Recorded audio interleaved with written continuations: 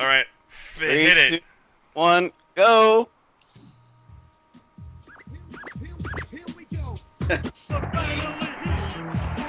Whachow! It's like a kick of events. I'm your host, Super Duper Sci Guy. Today we're joined by the usual cast. Hey, is that Sean?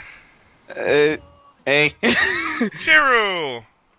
Ikum bokum. Chris Kerberfor and Iosi. Uh-huh. Crikey Dave. How embarrassing. Liz. Please leave your valuables under your seat and exit to your right. Gabby. Martin. Marvelous. And newcomer, Gabby's brother, Tony Guy. Just kind of fell in here. Yeah, and our very special, our very Tony, super you're not special, supposed to follow me to work! and our very super special guest, Grant Kirkhope, the composer of the Banjo Kazooie soundtrack, Banjo Tooie, GoldenEye 007, and basically my childhood. Welcome, sir. You composed your childhood? Yes, it was really cool. Post the soundtrack to Si's childhood, yes. I've got like a very hip phrase to say like you guys. I just got to say hello. That's all I can manage, I'm afraid. I'm not very hip. Well, No, you're gosh. No, it's okay. No, you're Alright. cool. I'll Quite try- alright. Well, I want to say thank you very much for joining us today. Honest to God, the Banjo Kazooie music is some of my favorite music. It's just any piece of music that I've ever had the joy of listening Oh, yeah. to. So, That's I'm glad you like it. Very kind of you to say so. so thank you very much for joining us. And we have some very important and pertinent questions. I would like to start off by asking, if you could be any kind of tree, what kind of tree would you be and why? Well, I don't know about that. That's a tough one. I suppose I'd have to be something that was grey because I'm so grey and old. So probably a silver birch. Do you have that in America? Is that just an English thing? I'm not sure, but yeah, I suppose a silver birch would do it. Well, that's good. Martin, do they? I don't. You got somebody speak. Oh God. Do they? Somebody speak What? British to Martin, him. Have anyone everyone's speak head British? swivels, Martin. Say that again. Get your word. Come We on. have our friend Martin here is our token very very overly Token charming British friend. person. our token very charming British person. Like in Just every movie, every Hollywood movie, there's always one British guy who has Always. to die, I guess. They're the baddies, aren't they? Always the baddies, aren't Always the bad Yes, yeah. Martin is an awful. Yeah, So yeah. you and villain, me, yeah. Grant, we're the villains of the podcast right now. they? So where are you from? Me, I'm from a place called Knutsford. It's near Manchester. Oh, that's not so bad. I suppose I did my music degree in Manchester, so yeah, I'll let you cool. off for that one. Even though I'm from Yorkshire, really, you know. Oh, fantastic. Yeah. Awesome. we have another friend, our friend Shady, who couldn't join us tonight, but he's from Blackpool. He's also a big Rareware fan, so a little shout out to him. That's Yeah, of course, yeah, yeah, good place, Blackpool. Pleasure Beach is a great laugh. Awesome. Okay, cool. Nice. So now that Alright. we've gotten the fucking tree question out of the way. By the way, Grant, we have disgusting mouths, so if you want to, open You'd like that us to can of tone worms down for the yourself, language. you're welcome. Yes, I'm sure anybody that and my friends will tell you that I usually do speak with a very severe, whatever you'd call it, lots of swearing in my vocabulary. Unfortunately, but I'll try my best to be good. That's It's you okay. don't have to worry Oh about my. behaving around us. No, it's so- cool. We're very fucking professional here, so it's okay. All right. Oh, boy. Anyway, Fucking great. All right, Dave, if you want to get this first question from our viewers, that would be super great. So again, let's see. Electro Drift. Let's see. As to you, Mr. Kirkhope, is there any game series you wish you could have had the chance to compose the music for? I suppose one that made lots of fucking money would be pretty good. That'd be Well, us. whichever that one could be would be great. But I suppose well, I'm a real big Zelda fan, so well, particularly the older Zeldas. So I think A Link to the Past is probably my favorite game of all time. So I'd love to write the music for that. But I have to say that I think the music for that game is so good that I couldn't better it. So I think that'd probably ruin it a bit. But yeah, I think Zelda really, it's a great stuff, great tunes. Okay. have you ever met Koji Kondo before? Because I think he did all the original ones, right? Yeah, no, I've never met any of the Japanese guys any at all, actually. Apart from when I was at Rare, used to get visits from some of the Nintendo staff now and then, so I couldn't really tell you who they were, but I mean, I know Miyamoto was there, I think, a bit, and the head guy that was married to the head guy's daughter, I forget his name now, he came across. But no, I've never met any of the Japanese guys, not composers. Maybe MagFest will score Koji Kondo someday in the distant future. Who knows? Yeah, definitely. All right, No. Cool. Gabby, if you want to get these next two as a pair, that would be super great. Okay, what is your favorite word and what is your least favorite word? That's a tough app, but that's a really tough one, that is. Mm-hmm. I like What's wank. up here? No, I do like wanker a lot. That's a good. And so I like twat, but in America people sort of say it as twat, which is a bit weird. Really? Oh, geez. No, we say twat. We say twat. But, you know, just a lot of guys around that I know seem to say twat, and like in the UK, it's really satisfying to go, "You're a really great big twat." And wanker's a great word. So I'm very pleased with both of those words in my vocabulary. Yeah. Did it narrowly avoid being called Wanko Kazooie? Yeah, it was actually. I've got to say, when we were naming the characters, Wanker was the first choice. We had to change it to Banjo, unfortunately. So the Wanker was definitely in there. You say knackered a lot. I never noticed. played Grab by the Ghoulies, but like in Grab by the Ghoulies, the mummies have got like this. They hit you with an ank, which is spelled ANKH, is like an Egyptian phrase. But we thought quite funny to go when they raise their hand in the air, they go "whoa," and then they go "anchor." So when you get the mummies in the room fighting, you get lots of wankers, but no one spotted it. So like it was a bit bizarre that we thought that was hilarious, but no one seemed to spot that thing. So if you ever play Grab by the Ghoulies and fight lots of mummies together, you should have lots of wankers. So that'd be quite good. Nice. Grabbed by the wankers. Well, Yeah. isn't grabbed by the ghoulies isn't that kind of a double entendre? Like you're grabbing your nutsack or something like Yeah, that? Ghoulies is like British slang for bollocks. Yeah, so yeah. Right. Ooh. We thought that was hilarious, of course, but no one else seemed to laugh. That's that's one of those things you Oh, do. you know what? Okay, we're gonna probably come up with questions on the spot. And Martin, I'm gonna get you back for this. So What?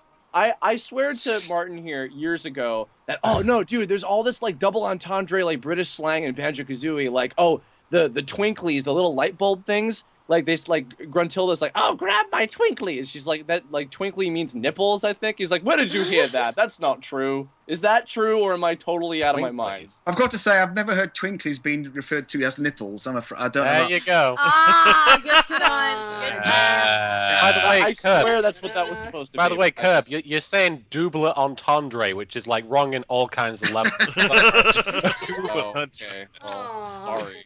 Yeah, I always think it's funny when like American people say they're going to have a croissant and think they've been really arty-farty and it's croissant in French, you know what I mean? But they saying a croissant, they think it's really been like, this kind of really fantastically multilingual thing, but it just makes me laugh because it's complete bollocks. But then, Grant, we do say fillet of fish, but it's supposed to be fillet, which the Americans do get right. So. Oh, is that well? I suppose, yeah. Filet. Filet we mignon, yeah. we sort of Fillet thought of chick, fish. like chick fillet when in America. I thought, what's that chick fillet? But it's for now, so yeah, I let you off. Yeah, so. That's because it's on McDonald's menus. That's the only reason we know how to pronounce it. Because Yeah. I think you have to remember that it's called English for a reason. It's because we invented it. You know what I mean? So, Oh. Wow. He's got you there. Oh my god. What about your least favorite word? my least favorite word. I don't know about that really. Have I got a least favorite word? Let me think. Okay, let's My all wife sit here. my wife would probably be able to tell you better than that. But I can't think. What do I like being called? Is it DK rap? Oh. that's all one word. I don't know really. I can't think of a least favorite word offhand. I'll have to think about that. Oh, Okay, well, it's, maybe well, some will come to you. well, we'll bring it up when you least expect it. Yes, Liz, yeah. Liz, would you please get this next one? Okay. Let's see. Oh, how the hell do you I don't pronounce know. that one? Speaking of pronunciation, whatever. This guy with a bunch of vowels in his name asked Whachow, what instrument was the first you learned to play, and how did that influence your earliest composition? It was a recorder. I was like 4 years old and at junior school, and that was like, I don't know why I wanted to play. Goddamn primary school. And they came around with recorders. I remember there were 15 shillings at the time, and so I had to ask my mother if I could get 15 shillings for the recorder. I didn't even know what it was, and just started playing that, really.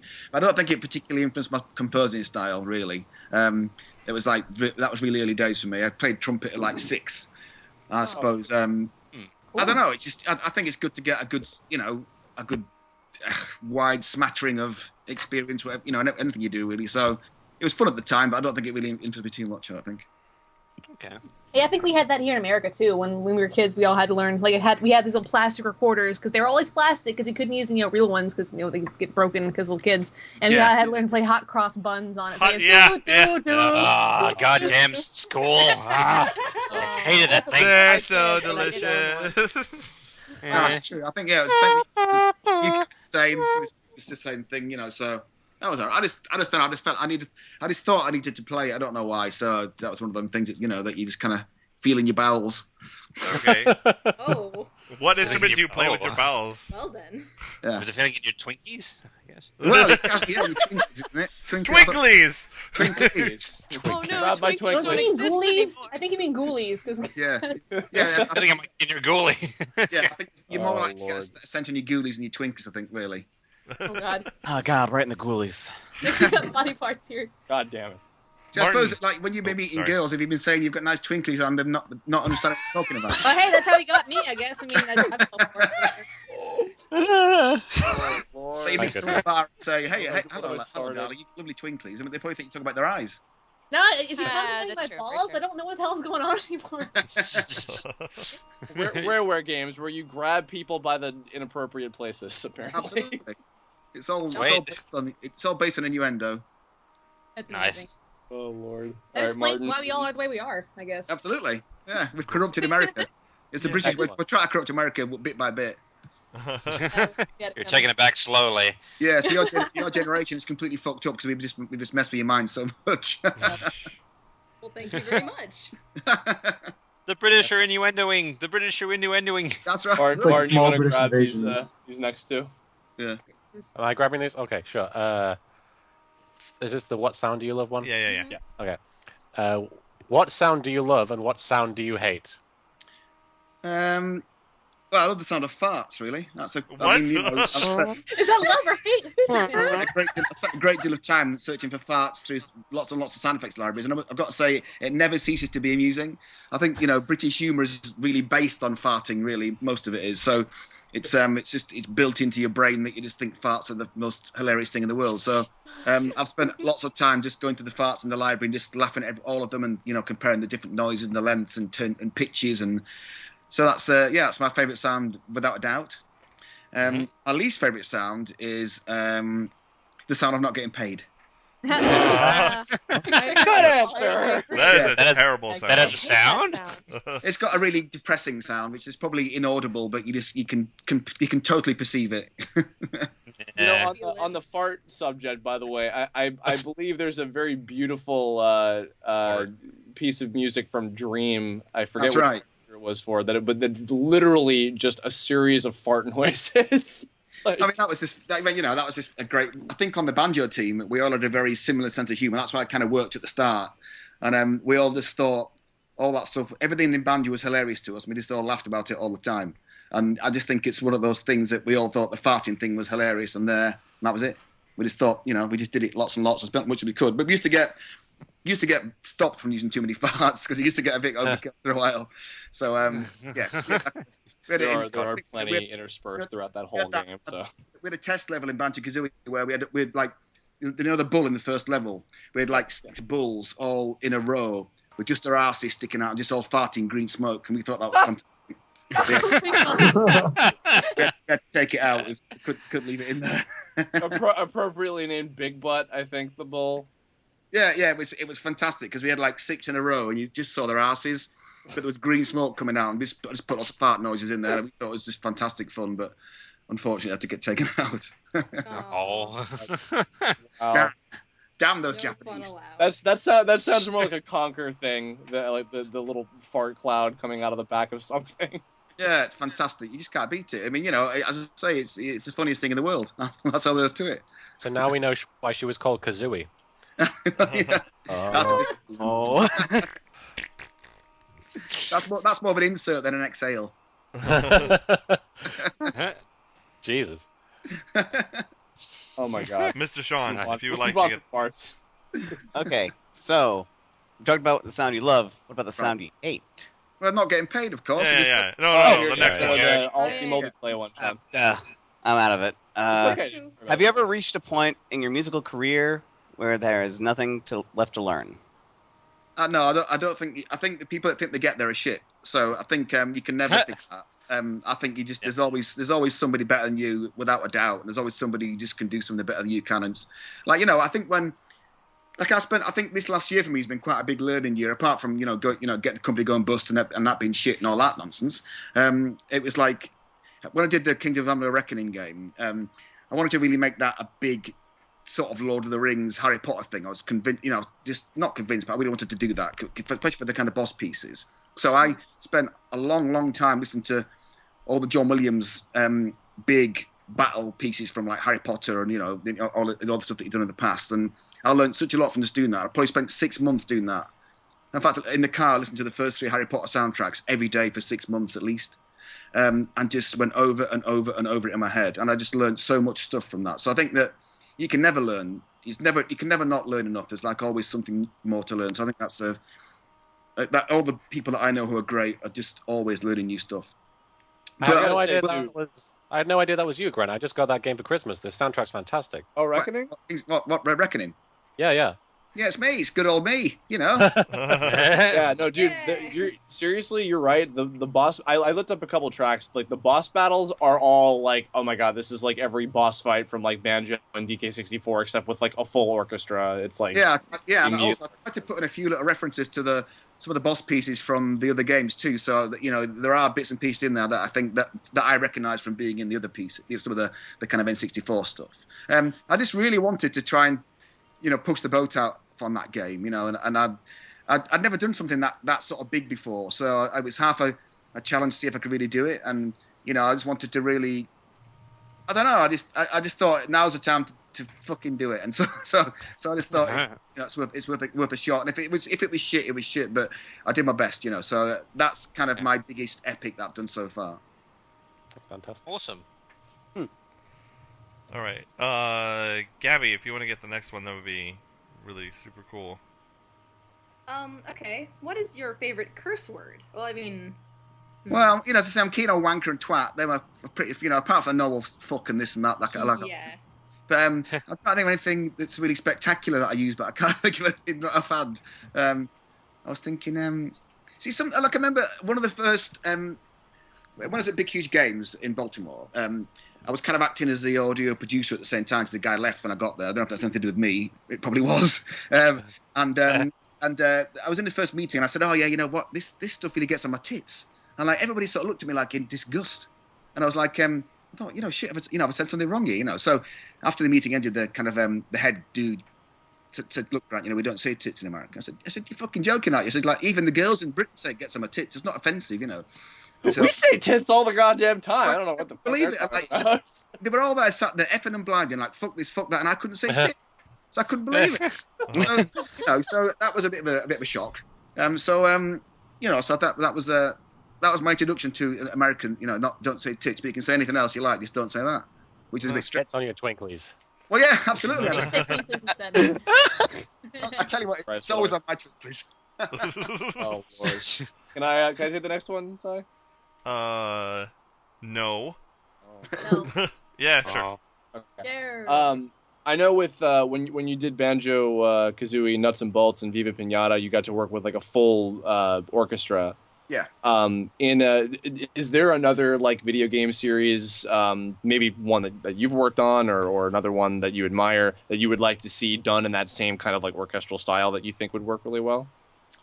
You know what? I'm shit at new things. So if new stuff comes out, I'll instantly hate it.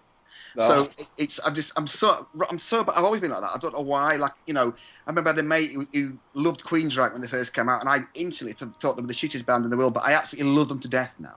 And I'm at least 10 years too late. So, like, any of the game soundtracks that come out now, I will probably hate just because they're new, but I'll probably think they're great in about 5 years. So I just can't really answer that question. I think that, you just have to choose the right genre for the right game, and the last 4 or 5 games that I've done have all been, orchestral. It's needed to be that way. But like, Perfect Dark is electronic sounding soundtrack, and that's the way it should be. And I am sort of working on the next Ninja Gaiden game at the moment. I'm trying to do that all completely electronic, like no orchestra at all, back to synths, because I haven't done that for a while. I want to make it more Perfect Darky, more sort of like the John Carpenter movie films, like Escape from New York, that kind of sound. So, I think that you have to do what's right for the game, really. And I think a lot of the times at Rare, you get people sending in.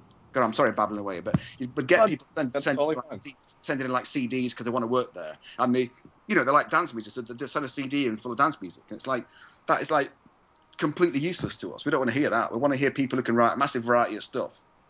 Okay. And write what's right for the game. Like I remember when I was doing Donkey Kong 64, I've said this quite a few times, but one of the designer guys, who's since gone on to be very successful, I was asking him about there was going to be a lava level in the game, and I said to me, what kind of tune were you envisaging for that level? So he said, well, I think it'd be nice to have something like, Firestarter by Prodigy. I was like, are you fucking I thought this guy's fucking nuts.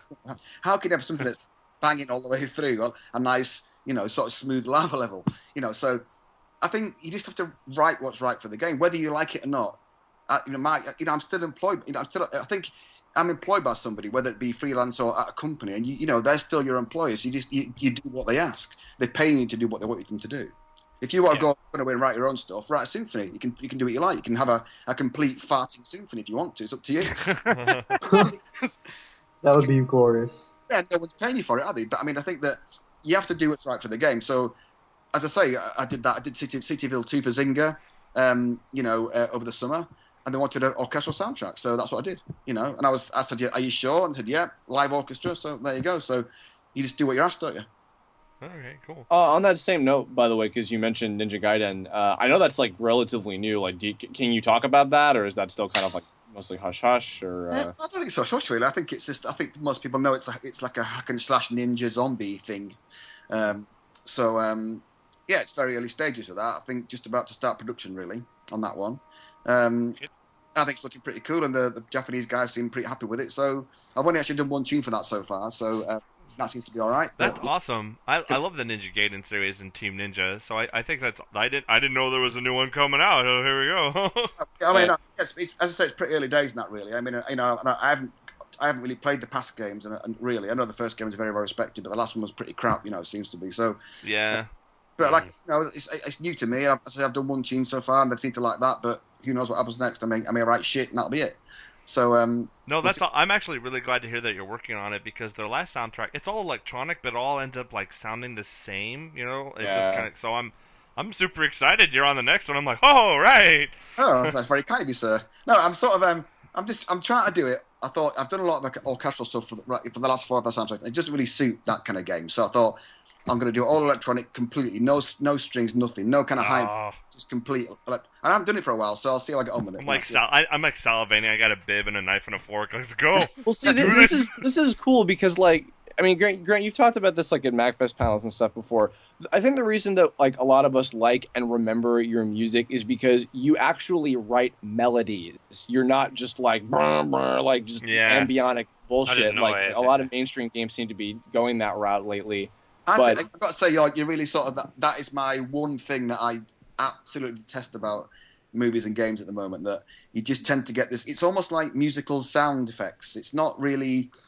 There's no tune to get hold of, and I really believe that people like to hear a tune. I think the reason that Lady Gaga, whoever is top of the charts, is because she's probably written a good tune that everyone can fucking remember. Oh, so, absolutely, yeah. Mimetic stuff, yeah. Yeah, the fact that people like John Williams or Danny Elfman is because he's probably written a good fucking tune that you can remember. So you don't hear too many ambient sound effect music tracks top of the charts, do you? Because no one gives a shit about it. So it really fucks me off that people aren't doing that anymore. And I don't know whether I'm just old fashioned or what. But no, it's not old fashioned. No. Like, it's absolutely true. Like, oh yeah.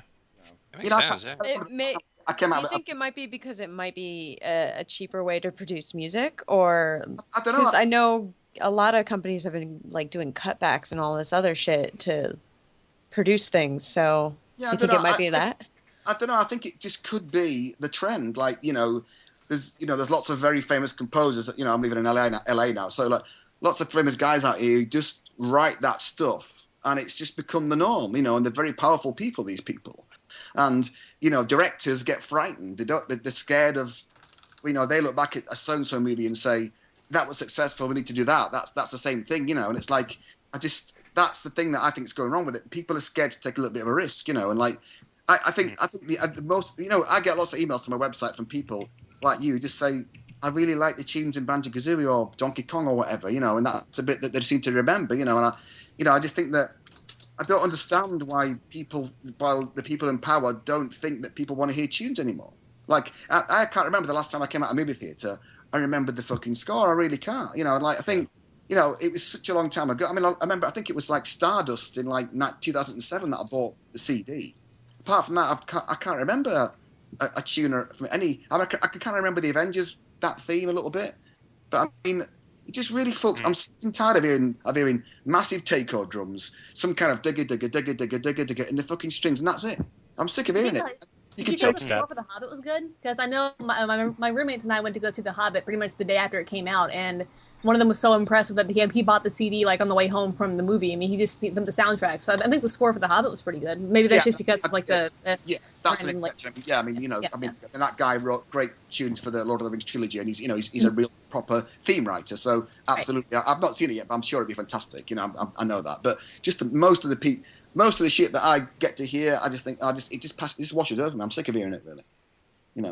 On the same topic, topic, they stick with things that are safe because they don't want to like rock the boat at all. That's what people usually do. Is like, oh well, people we know that they like this generic stuff or this thing done by like even I think Wreck-It Ralph had that a little bit too, where they had Skrillex, that really popular dubstep whatever guy. Yeah. I mean, they had this really pretty score with it and this amazing like video game inspired thing, but at the same time, it's like, oh wait, guys, we have to have the tie-in song. So they had a song by Rihanna and a song by Skrillex in the soundtrack just to have the name on there so it would sell. So it's like, oh, geez. And granted, the Skrillex music worked very well because it was used in a very mainstream, like first-person shoot. I don't know if you've seen that movie yet, Grant. Yeah, I've seen it. It's good. I liked it. Yeah.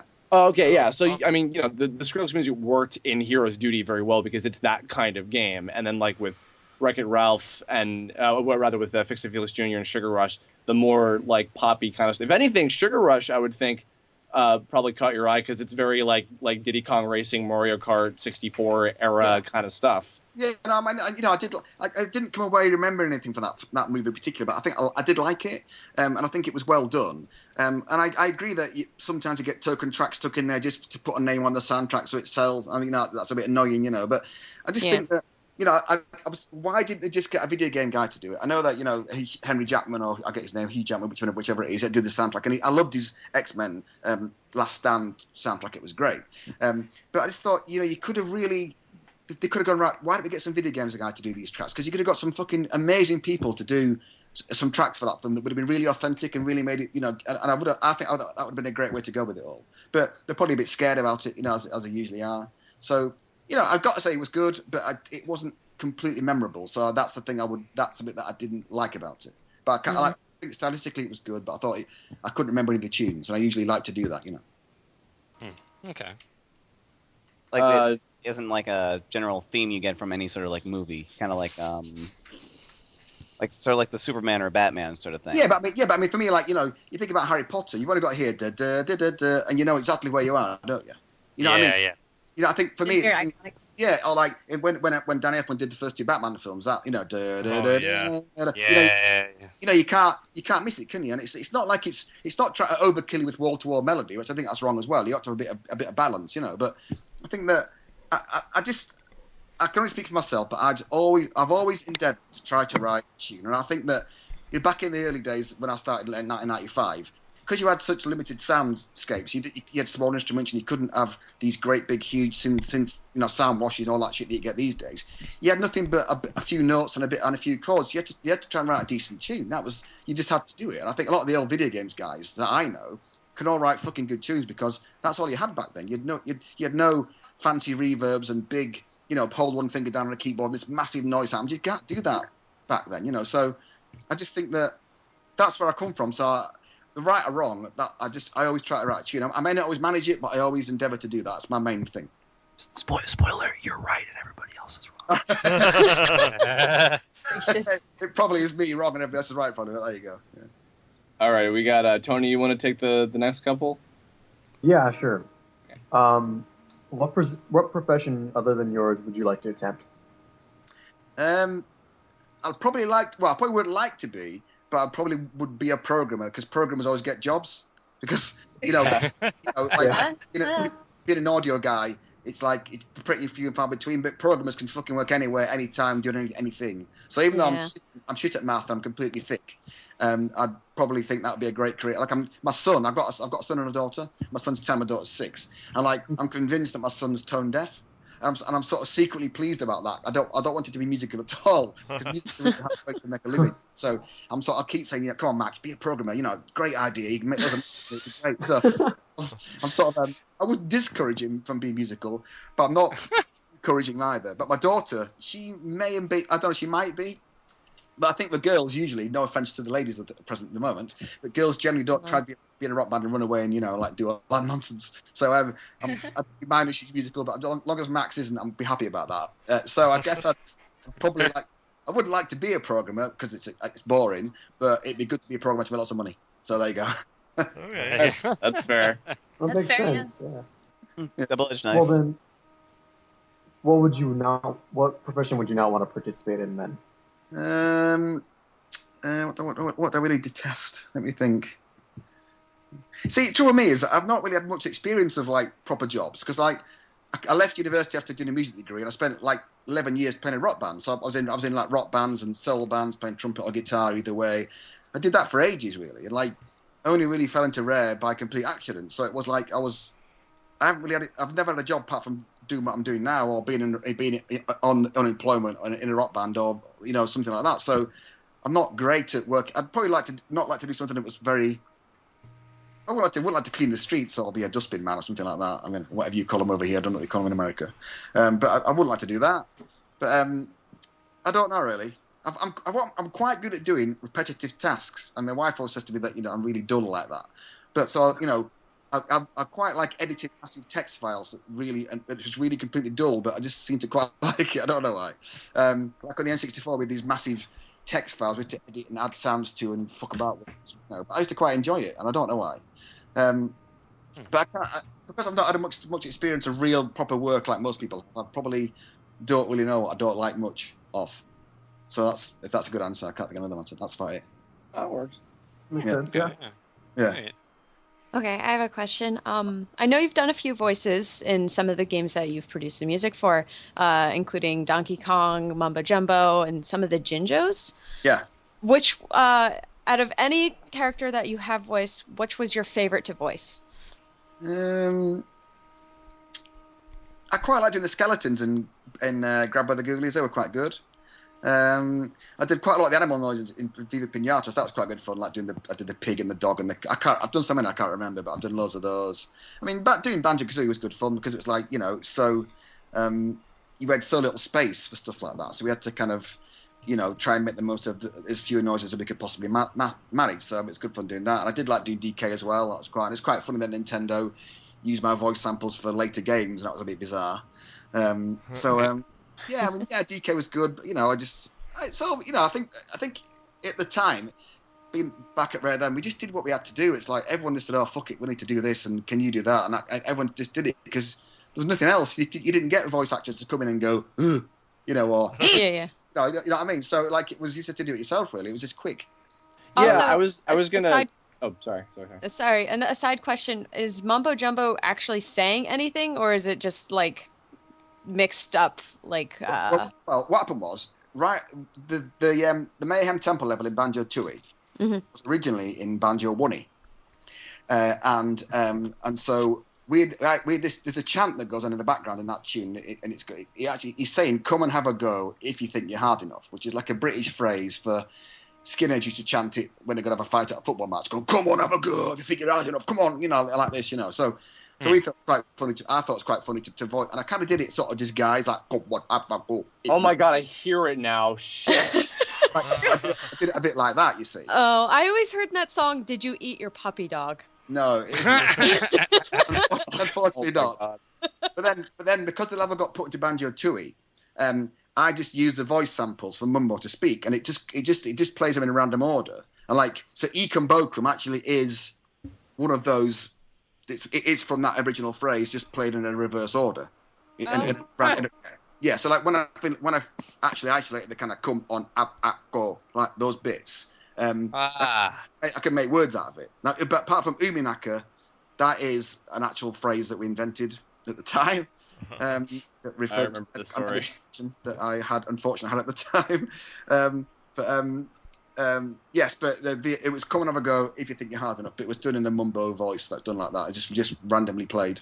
And I think didn't you say at Magfest that like his randomized like the speech is like "Yo, come on, I'll take you on" or something like when you're like drunk in a bar like fighting somebody. It is that phrase. Come and have a go if you think you're hard enough. Okay, it's that too. Yeah, it's that phrase, but like it just plays it randomly. But as I say, uminaka was as a set phrase because like naka is English for balls, so uminaka is oh my balls. My knackers. And it's So so much- great. so- I will never look at these games ever the same. Well, no, yeah, it was quite bizarre. Me and Greg Mails, the main designer, we thought that was quite hilarious because, like, at the time, one of my balls was hurting me, so we thought uminaka. We found it hilarious at the time, but nobody else obviously got it because they didn't know the full ins and outs, as it were. But yeah, it was coming off a go. It was like, come on, I'll go like that, just broken up, and then I just. It was used for. It's still in the Mayhem tempo in the background. It was the music, it was the chanting. You can hear that's the chant. But I just used those same samples in Banjo 1 and just played them randomly. That's what his talking voice is. On the same note, to expand on the voice thing, I know that like you guys all basically did the voices that were in your games like in house. It was all just like you guys and the programmers and whatnot. Yeah. I know this is probably like kind of a broad question, but like, what was that like? Like, would you and like I don't know, like Chris Seaver or Chris Sutherland or whatever, like would you guys just like goof around with like stupid ass voices? But, we're gonna make the bear sound like that. We're gonna make the mole or whoever sound like that. That'd be funny. Like, what is that like with you guys? Yeah, it was totally like that. I mean, I think that, as I say, we all had that kind of. The Banjo team was a really good blend because we all had that same sense of humour. So everyone got what we're about. There was no one going, I don't really get that. So right or wrong, we all found all that stuff really hilarious. So like, right. I think sometimes when you're on that kind of same frame of mind, it makes it all the better because everyone kind of gets it and you start visualizing things with that humour. You know what I mean? So I think we all had that kind of thing about it. So I think we kind of started just making the funny noises, and then like by the end of it, everyone wanted to have a go and get stuck like in Pinata. I used to send an email around and say, right, I need to do the chicken, and I'd have like the first person to email back would get the job, and like it was a massive scramble to get your email in quickly to get the to get the gig, it's like that. So I think we just mucked around. I mean, Chris Southern came up with banjo and kazooie. Tim Stamper, the boss, was thought that banjo should be a bit of a kind of redneck sounding bear. Yeah. And kazooie was the kind of wisecracking thing, and Chris came up with both of those noises. Chris Seaver was a witch, grunty in banjo. He was a witch. Which you can tell is very conquered. Yeah, that was him. And I think I did the Jinjos. I think I did Bottles too, actually, and I think I did Mumbo, some of the Jinjos, I think. But a lot of the because we had such little space, like Clanker was just banjo samples slowed down to a really low pitch. So. Oh, really? Okay. Yeah, the Clanker voices when he speaks, just long kind of wah, but it just is banjo samples slowed right down because the samples were already in the machine. It wasn't costing anyone memory to slow them down. It was just processing power. It wasn't actually any memory space. So you had to you had to reuse loads of stuff to get to keep it in the memory restraints. So yeah. Were you jam jars? I think that's my favorite. It's like the funniest fucking thing. Yeah, I think it was. I tell you what, I bought my son like Banjo Kazooie and Banjo 2 on XBLA because and I hadn't seen Banjo 2 for ages because I kind of see Banjo Kazooie a lot, but not so much Banjo 2, and I'd forgotten that I did that. And I thought, fucking hell, that's me, that is. So I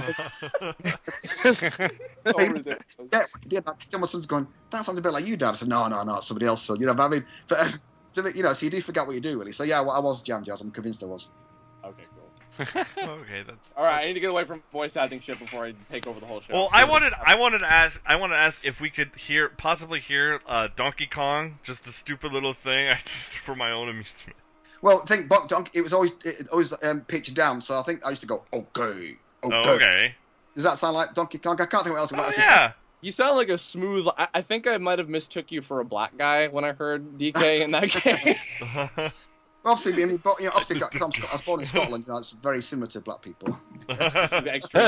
Well, the cartoon, the really wonderful animated series was airing over here at the time. Yeah, it's awful. And then 64 came out, and I was like, oh, the Crystal Coconuts are in it, and like, oh, DK sounds like a smooth talking black guy, just like he does in the cartoon. That works.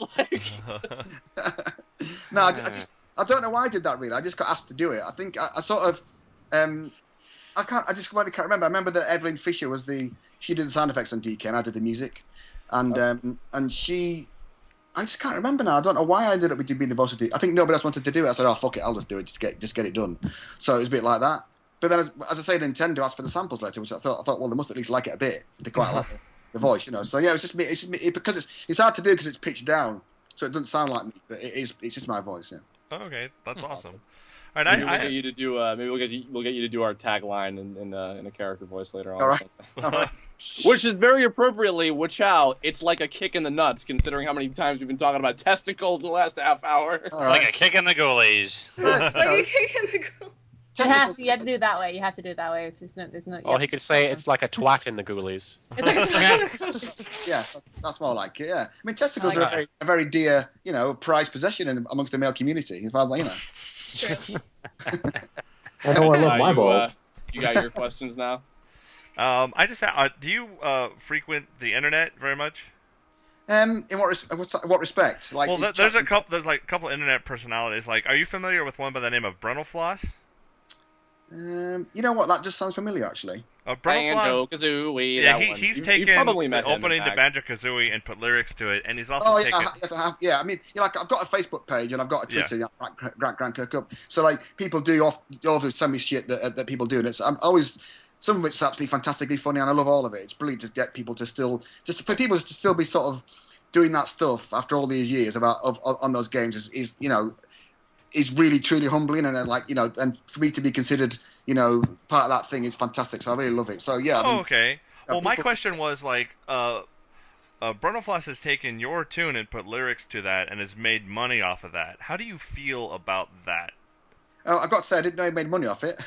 Oh. Wait. Has he? Look at what Yeah, you it's on did. his album. Oh, I didn't know that part either. All right. Well, I mean, strictly speaking, I don't own any of that stuff, so it's completely irrelevant to me. Microsoft own everything that I did because they bought Rare, so they own everything in its entirety. So they would be the ones that would be miffed about it, not me. Well, I meant as someone who actually composes music. How do you feel about someone just taking your tune and then like adding they're clever lyrics, but just adding lyrics to it without actually doing the work of the tune? The last Big Q's games, Ian Smith, one of the sound design guys, was really big into hip hop and all that kind of stuff. And he was on about how they take silence from existing records and all that shit. And I sort of don't like that really. I mean, I think I understand the art form, and I used to argue that it's still being created by somebody else. You're still manipulating someone else's work to make something new. And I know it's new and fresh in a way and all that, but I sort of as a basic old fart from the 70s, I sort of believe that's. You should try and make everything your own if you possibly can. Okay. So but honestly, I really don't mind. Not at all. I think that if somebody had taken something of mine and made $1 million out of it, I'd probably be a bit pissed about that. I don't think it's usually. I mean, because like I've done a couple as well, and like there's a lot of people who are like, I'm gonna do a lyrical version of this video game music piece, etc. And usually it's just because like they love that game and. Yeah, I agree. I don't mind at all with it. I think it just gets me when you get huge rock stars or whatever, or, rap stars that steal other people's stuff. I don't really like that. Really, I think it's I think that's kind of wrong. I think that you're just taking because it might have taken someone 3 weeks to get that snare drum sound, and you've just taken it and put it on your record. You know what I mean? And I kind of don't like that. But really, anybody that does my stuff, I always think it's fantastic. I mean, there's people that do. Fantastic orchestral versions, people that do wacky, mad versions and metal versions, and like that, like Jules on YouTube is fantastic. I remember Jules did a DK64 medley, and I was nearly in tears with the end of it. I thought it was fantastic. Oh. So, I mean, so like, I think it's wonderful. Really, I got to say, I'm honoured. I'm really honored that anybody would care enough to do it. Honestly, really. Okay. By the way, OC Remix, I don't know if you've heard their remix albums before of the Donkey Kong Country music. They just put the one for the third game out recently. There's a gentleman on there who's actually going to start doing a remix album of the 64 music. Right. So they'll be diving into remixing a lot of your music on that as well, which is cool. So. Yeah, it'd be great. I mean, a couple of people have asked me to contribute to kind of Banjo Kazooie remix albums, and I really, honestly would like to, but I generally don't have the time. It's not because I'm super busy; just that I'm a lazy bastard, and and usually that my kids are wanting to do something. The wife says we're going over here to do this, and I just don't get the bloody time, So I would genuinely like to contribute to this stuff because it's quite funny to do the music again. But I did sort of start one, but I never got any further with it. So I'm a bit. As I said, it's a combination of being a lazy twat and not having the time. So somewhere in the middle of that. It's okay. We're all lazy twats. They all just sit around playing Minecraft. And, my next question is very important, and I want your honest answer. Why did you spill your venti coffee all over your desk that one day, and why didn't you bother getting another one? It was a real fucking pain in the ass, that was. Because like my one joy of the day, I go downstairs to get me Starbucks and they sit in my office and just drink it. I think I just love that a lot, and I just built the whole fucking lot. I was so pissed off about that. And like not only that, but just keep when you got music gear, it just goes everywhere. It's in your fucking amp. It's like Jesus wept. So it was like it was a complete accident, but it was a real fucking. I was so pissed off, and I'm so tight 'cause I'm Scottish. I wouldn't go and buy another one. It's $4, you know, I'm paying $4. It's a lot of fucking money, you know. So I'm not buying. And I was so pissed the whole day, even more pissed than I normally am. If you were a programmer, you could have afforded another coffee. Absolutely, Yeah, without a problem. Yeah, exactly. Yeah. You know, those guys. That hurts. Okay. Yeah, they've like 10 Starbucks a day. Those guys, I'm on one. All right, Curb, did you have anything else you wanted to ask? All right. Okay, here we go. This is we're gonna go into Super Geek Town now. I apologize. All right. So Run. Grant, so yeah, you can start running now. So one of the big reasons that I love Banjo-Kazooie so much, and a lot of other people do, is because of a lot of like the secrets and mysteries behind like, you know, its early development periods and a lot of like the beta stuff and some of the hidden things like the you know the ice key and the eggs and all that shit. You know. Right. And so I know obviously the whole story of like it was Dream and it was an RPG and then they decided to make it a platformer and it became Banjo. So when it became Banjo, you know, were there like things from early on, like anything in particular that like, you know, stuck out to you? Maybe stuff that like, oh, I wish they would have kept that in, or oh, I wish that could have happened. Because I know obviously your role was just doing music and sound design, but like from the game as a whole, were there like things that maybe we don't know about that haven't leaked or are from like old footage and stuff, just like, you know, stories from back then that maybe you can remember, like interesting things that maybe people would find interesting? I don't know. Well, I've got to think that honestly, that Dream and Banjo were pretty different, really. You know, I was sort of towards the end of GoldenEye when Tim Stamper and Greg Mayles came into my office.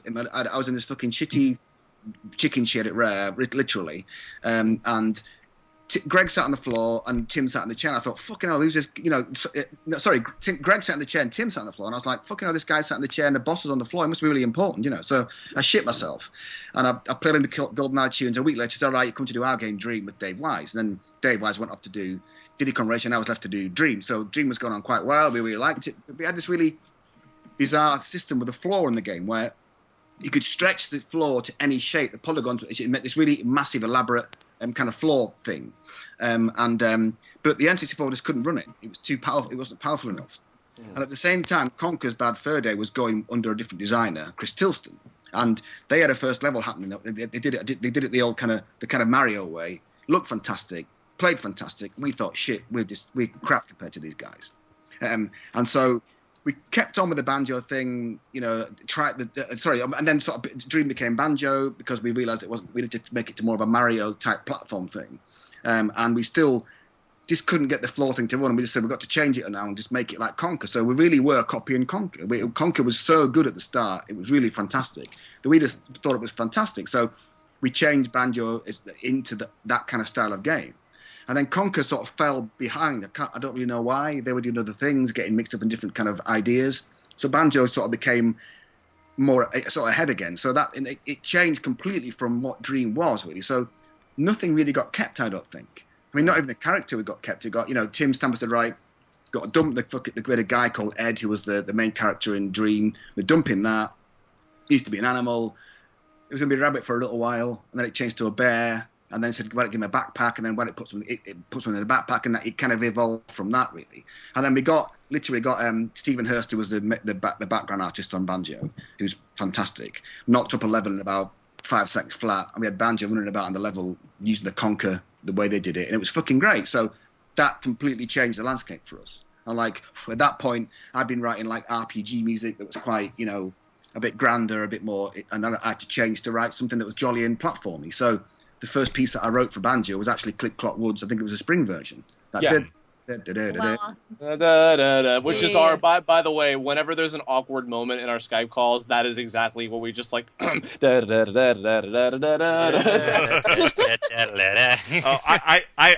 familiar with that tune because Curb and Shady we mentioned earlier were like, oh man, we want to do a big like musical thing to it. We want to do this inside. Will you do the music for it? We want you to do a version of the spring version, the winter version, the fall. So I know that too. Yeah, and then that. Although Shady, that's the friend from Blackpool we mentioned. He and I are gonna do a cover of the DK rap and do it like a hardcore, like real sounding.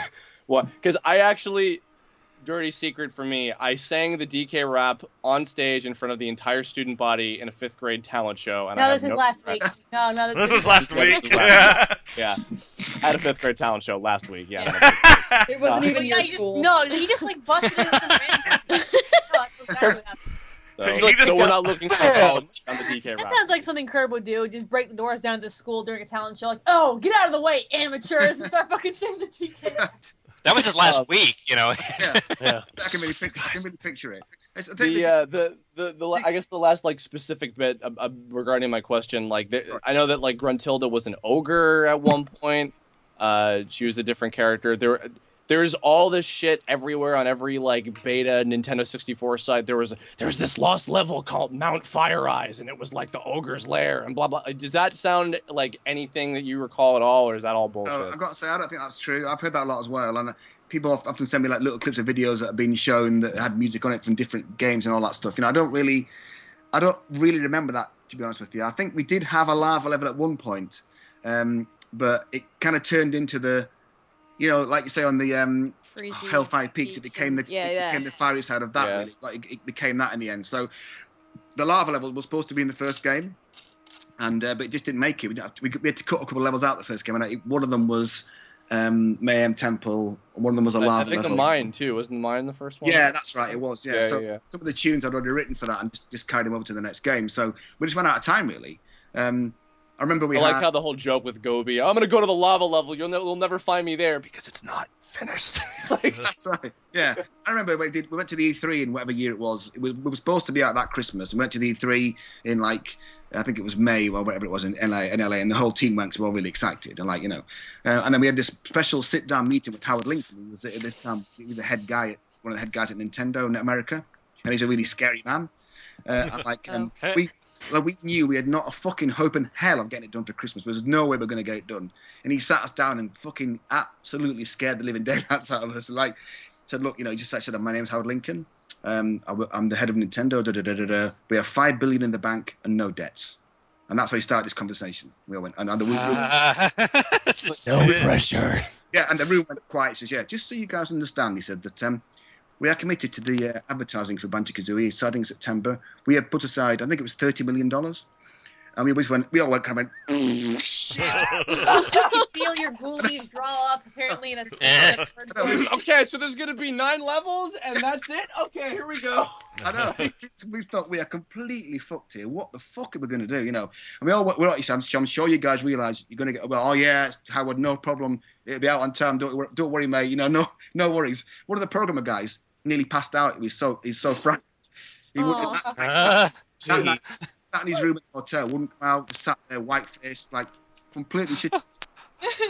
Oh wow. So when we got back to Rare, of course, we were all going, fucking hell, what are we going to do? He's going to shoot us all, you know. So, at that point, they got $1 million. I can get a hitman and shit. I know. Honestly, I mean, Howard Lincoln is, you know, he's renowned for being very, very softly spoken, but very, very scary. So like, we were just like, shit, you know. So they had that RC Pro-Am racing game going, which said, look, why don't we fucking, Nintendo said, look, let's fucking bung Diddy Kong in that game, call it some kind of Donkey Kong game, stick it out, it'd be great, and that'll get us off the hook. And that's what happened. They turned RC Pro-Am racing into Diddy Kong's Racing. And that came out instead. They got all our fucking budget. They sold 4 million copies. They made loads of fucking money. We were all there just about in tears because we missed our fucking window to get Banjo. And Banjo didn't come out till the following summer, did it? So that's what actually happened. They just said, quick, fucking put a Donkey Kong racing game. It'd be great. It was just hold on. Let me get this straight. Let me get this straight. So you're telling me Diddy Kong Racing, like that like it was just like a regular racing game, that was turned into Diddy Kong Racing to allow your guys to not be killed by like Nintendo Yakuza agents and have enough time to finish Banjo-Kazooie. Is that it's like this big iconic racing game. Like, oh my god! I love Diddy Kong Racing, and it was just like a do it. I don't even care.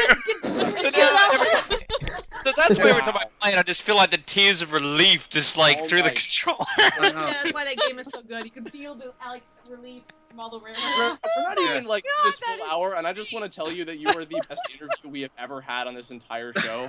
Yeah. Ever. Serious. Yes. No, I think what happened was when we got back. I think Rare used to have a guy called Joel Hochberg who was one of the management. He was in Miami, and he used to be the buffer because he knew Nintendo really well. It's what got Tim and Chris Stamper introduced to Nintendo in the first place in the NES days. So he was the kind of buffer. He would be the man that would be given the task of conveying to Nintendo that we probably weren't going to get Banjo-Kazooie out in time. And they we got the filtered down version back from Joel through Tim and Chris. But I can imagine it's something like, you fucking wankers. But it's like, Nintendo said, look, they said, look, just stick some fucking Donkey Kong characters in Diddy Kong, into RC Pro-Am. That'll be fine. Just do that. That'd be great. We'll take that. And that's what happened. So that's how it went. Was that also why was Banjo already going to be in it? Or is he just thrown in there just kind of like after, like, it's kind of I'm not sure the timeline of that one. So he was kind of like as a... Yeah, we had Banjo the character all ready to go, so it was easy to put him in there, wasn't it? It was easy. Okay.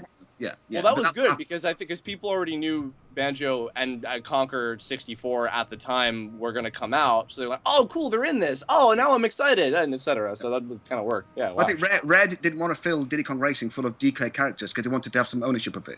So that's why they invented stuff that wasn't, that tipped up and all that kind of all the stuff that we just raided our kind of character store and stuck him in there with Diddy Kong. And that was that was it really. So that was all the thought that was involved in it really. Okay, that's great. Then he forgot how to talk. That's right. Oh, wow. Dave, that's amazing. Hey, Dave, go. Holy fuck, I can't take anymore. Sort of going back to the sort of musical aspect, I just wanted to ask, like, whether we're young or now, but over the years, what has been your musical influences, like artists, musicians, style of music that has inspired you as a musician, composer? Well, as I said before, I'm really bad at new stuff, so like I just draw on all the old shit that I like from years gone by. So I'm a bit of a strange. I'm complete heavy metal. So I played in metal bands all my life. I'm a guitar player. I love all that shit. I love Queensryche, Priest, Iron Maiden, Saxon, all the old crappy bands that everyone hates now. I think they're fantastic. But I also have that kind of orchestral side because I played in an orchestra when I was a kid. So like all the way through school and all that. I used to be in the county orchestra and all that stuff. So I love like all that stuff too. So I think that I'm a bit of a stuck together bits and pieces of both of those sides. Really, I really appreciate sort of orchestral highbrow stuff a little bit, but I really like metal as well. So that's where I sort of come from really. But on a complete, it'd be like Queen, Queensryche, Maiden, Priest. I love like John Williams, Danny Elfman, Jerry Goldsmith, Elgar, Vaughan Williams, that kind of stuff. But loads of fucking metal bands like Metallica. I love all that. It's fantastic. If I could headbang now, I'd still do it. I'm telling you. You know what I mean? So, if I had that up there. Dude, I believe you can headbang from that fucking Christmas thing that you just put out a couple days ago. Holy shit! Right, I did that at Rare. Did it? Rare we used to always send. At Rare, it was a bit of a bizarre thing. Everybody used to send Christmas cards to everybody else. You had a bit of like a post box in the reception, and you'd fill it full of Christmas cards, and it'd go around the company. I used to think it was a fucking stupid idea. And Robin Bean started doing a little tune for Christmas, like on his trumpet, he'd play a little jazzy Christmas piece and send it around everybody as an MP3. I thought, right, fuck that. If he's doing that, I'm doing it. So that track is I think a band called the Greedies back in the 70s. A bit of Thin Lizzy and the Sex Pistols reformed this thing called the Greedies and just did that Wish You a Merry Christmas and Jingle Bells as a rock track. It was a hit in the UK. I don't know if it made it to the US, but it was a hit in the UK. And so I just did that as my little Christmas greeting to the rest of Rare. And I had it sat on my computer for years. I thought, fuck it, I should put it out this year for everyone to have a laugh to, So I did my best voice and a few little bit guitar solo, and that was it really. So I'm still, I still love all that metal. I mean, I've just got that serious satellite radio in my car, and I just listen to fucking metal all day long. It's fantastic. Cool, awesome. It's either John Williams or metal. There's no in between. Okay. Awesome. We're, I guess we're close to the end. Jerry would have one more question. I know you probably can't talk a lot about this, but... Well, just let Lilo ask. It'll be great. Yeah. All right, there's been a lot of hype about this. You probably even know what I'm going to mention because I just mentioned it. It's got hype. The Banjo-Tooie spiritual successor. There's been rumors going around. Is there anything that you can share with us? There is. I mean, it's like I think it's 4 or 5 of us from the original Banjo team. It's the guys that I think made the game really, and they're all brilliant friends and all that kind of thing. And one of them, he's a Minji Jonjo character, and we'd always thought about having a crack at doing something like that. And we always used to joke about forming the Rare Renegades company that was all the ex-Rare staff that had left since, and all. We always thought it'd be great to do that. And so he was just kind of gauging interest if anybody would want to play a game like that. And so we really thought about it a lot, and we are still thinking about it. And I've seen a main character that I think is really funny and could be really cool. The artist guy, I can't tell you their names because some of them are employed at other places. Yes. And I've seen a demo of a level on an iPad running about like just a cube jumping up and down, doing jumps and stuff and collecting shit. But it looks really good to me, and like it's all done by the artist guy. The other artist guy's done it in Unity, and he's a bit of a techie guy as this lad, and he just kind of touches the screen at certain areas and it does all the jumps and stroking this and stroking that. It looks really cool actually. I've got a little video of it. That's kind of as far as I've got so far. It's just difficult because people have got other jobs to find the time. And I'm not saying we're never going to do anything, but I don't know what's going to happen. We may manage it, we may not. I don't want to get people's hopes up. We'd love to do something like that, and we have talked about it a lot. And they had a meeting in the UK, and I kind of couldn't go because I was here. We went to the pub. That's about as good as it gets. They all talked about it, and they're all keen to do it. So it's just finding the time and the impetus because everyone's busy doing other shit. That's the trouble. Because I think that when Nuts and Bolts came out, I didn't really think that was a good idea at the time, and I just didn't think it was a good idea. And the idea before that was even worse. I thought it was supposed to be we're going to redo Banjo-Kazooie as a co-op, and obviously could do all players and the original levels and all that. But it meant we were going to rejig all the original levels, and like even though it seems like a quick fix to retexture and make it as good as a modern looking game would take just as much time as making new levels. And we said, well, look, this is a daft idea. Why don't we just make a new game? And so it's a bit there's kind of complaints about that. And because we've just been using Havoc, the physics engine, we decided that a kind of car-based game would be great, and it would be all the real-time physics, all that nonsense. And I've got to say, I never really thought it was a very good idea. And it wasn't a hit. Yeah, we would all be inclined to agree with you on that. Yeah, definitely. 100%. Unfortunately, although we did really like your work on the game from the music. That's very kind. The music was fantastic on Nuts and Bolts, but the game.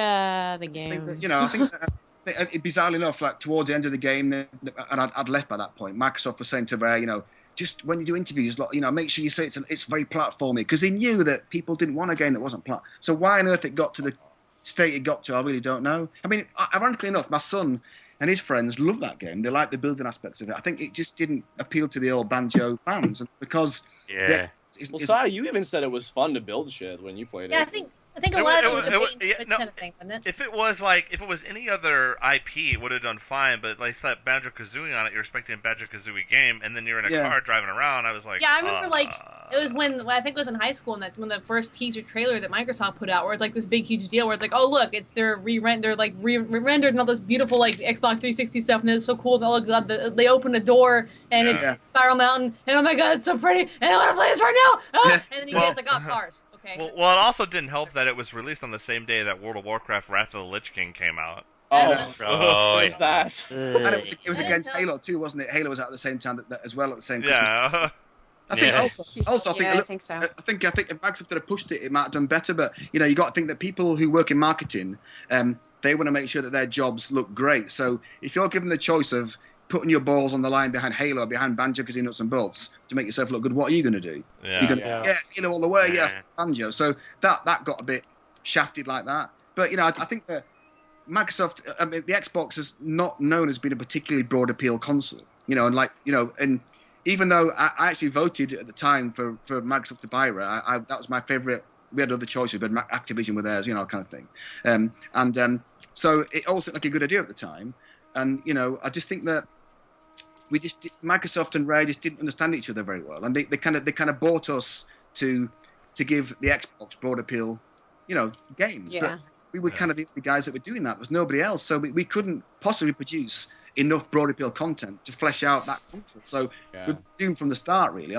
Grab it, got completely got slated. I think that game was it's a pretty good game. It was a bit too simple from the original planning, really.